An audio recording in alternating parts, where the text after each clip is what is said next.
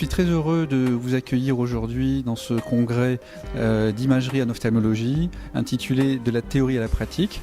Ce congrès est installé dans le centre de congrès CAP 15 qui nous permet d'accueillir plus de 250 participants avec plus de 60 orateurs. Le congrès est destiné à l'imagerie en ophtalmologie. Ça fait partie des voies d'évolution de l'ophtalmologie actuelle avec de plus en plus d'appareillages qui nous permettent de compléter les bilans soit avant la chirurgie, soit après la chirurgie. L'organisation du congrès a été réalisée en différentes salles. Les inscrits peuvent choisir soit d'assister à des cours théoriques, soit à des cours pratiques. Les cours théoriques ont été séparés en différentes salles. Nous avons une salle destinée à l'imagerie de la rétine, une salle destinée à l'imagerie du glaucome et une salle destinée à l'imagerie de la cataracte et de la cornée. Il y a aussi une salle destinée aux orthoptistes qui permet ainsi de former des orthoptistes à toutes les techniques d'imagerie.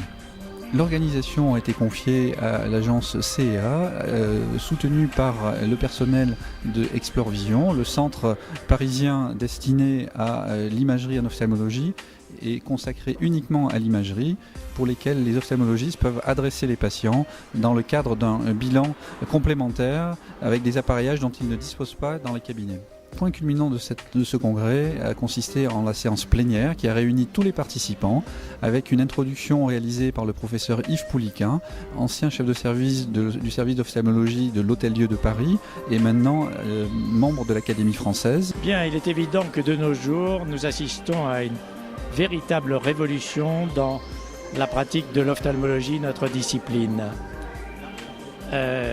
Pendant longtemps, seule la science des signes, des symptômes nous a permis d'aller au diagnostic et cette séméologie, comme on l'appelle, nous permettait de faire la preuve de maladies diverses, mais souvent avec des hypothèses qui n'étaient pas toujours vérifiées.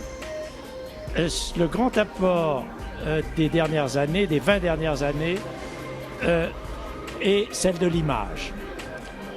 Celui de l'image.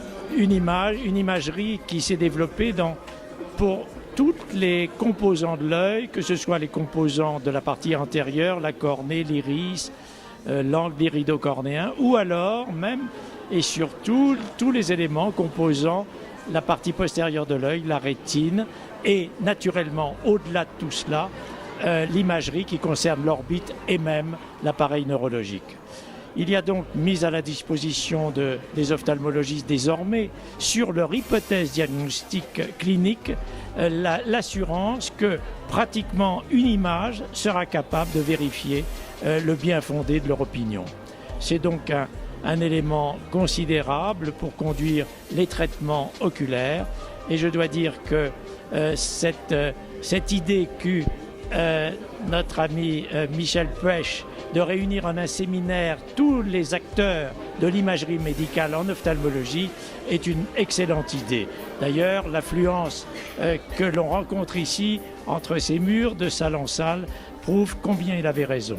Je pense que désormais, aucun médecin ophtalmologiste ne peut se passer des images et c'est pour lui un avantage et plus qu'un avantage, un vrai privilège. Les participants peuvent choisir de participer à des ateliers pratiques avec les différents fabricants qui mettent à disposition tous les appareils disponibles sur le marché, avec principalement des salles d'OCT, avec tous les OCT actuellement opérationnels, et puis une salle d'échographie destinée à la fois à l'échographie de diagnostic, mais aussi à l'échographie de très haute fréquence comme les différents UBM qui permettent une très bonne imagerie de l'angle iridocornéen et du segment antérieur, complétée aussi par des travaux pratiques de biométrie et de calcul d'implant.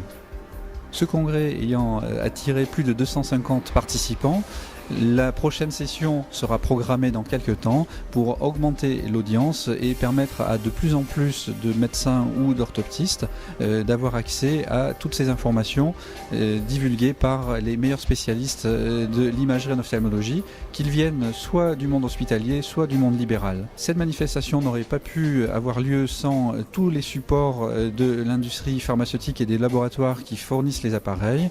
Les principaux fournisseurs de matériel ont mis à disposition des ateliers pratiques tout le matériel nécessaire et les laboratoires pharmaceutiques ont participé à l'exposition commerciale avec donc toute une série de stands qui permettent lors des pauses d'avoir des échanges entre intervenants à la fois industriels, à la fois industrie de pharmacie et les ophtalmologistes présents sur le congrès.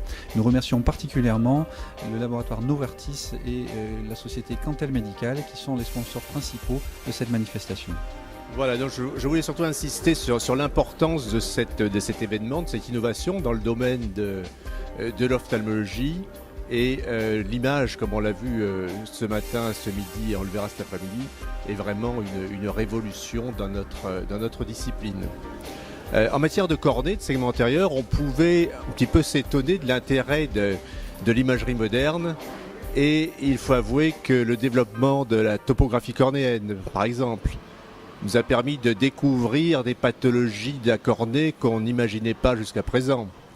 La microscopie confocale qui permet in vivo d'examiner la cytologie interne de la cornée et de faire le diagnostic de kératite infectieuse est quelque chose de tout à fait révolutionnaire.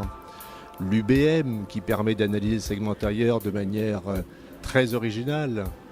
L'OCT qui permet, lorsque la cornée n'est pas transparente, de bien visualiser ce que l'œil ne voit pas.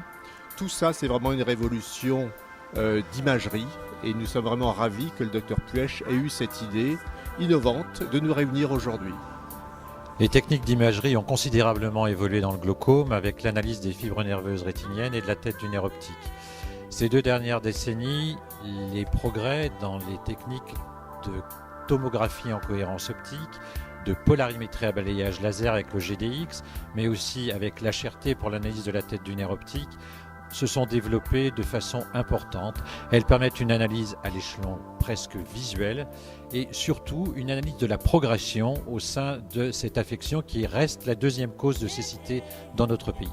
C'est la raison pour laquelle la présence de tous les spécialistes en imagerie du glaucome est importante aujourd'hui à ce congrès.